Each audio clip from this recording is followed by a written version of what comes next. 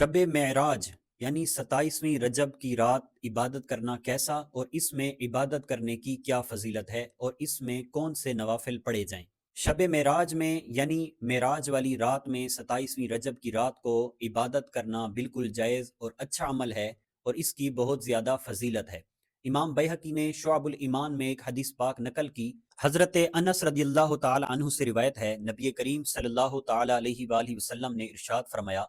کہ رجب کے اندر ایک ایسی رات ہے کہ جس میں نیک عمل کرنے والے کو، عبادت کرنے والے کو 100 سال کی نیکیوں کا ثواب عطا کیا جاتا ہے، اور یہ 27ویں رجب کی رات ہے۔ اور جو اس رات 12 رکعت نوافل اس طرح پڑھے کہ ہر رکعت کے اندر سورہ فاتحہ پڑھے اور کوئی سی سورت پڑھے، اور ہر 2 رکعتوں کے درمیان التحیات پڑھے، ساتھ میں درود پاک پڑھنا ہے اور دعا بھی پڑھنا ہے۔ اس کے بعد وہ سلام پھیرنے کے بعد سبحان اللہ والحمد للہ ولا الہ الا اللہ واللہ اکبر 100 بار یہ پڑھے، 100 بار استغفار یعنی استغفر اللہ یہ پڑھے، اور 100 بار کوئی سا بھی درود پاک مثلا صلی اللہ تعالی علیہ وآلہ وسلم، صلی اللہ تعالی علی محمد یہ پڑھے، اور اس کے بعد اپنے لیے دنیا و آخرت کی کوئی سی بھی دعا مانگے، اور صبح یعنی 27ویں رجب والے دن کو روزہ رکھے، تو اللہ تبارک و تعالی اس کی تمام دعائیں قبول کرے گا، سوائے اس کے کہ جو گناہ والی ہوں۔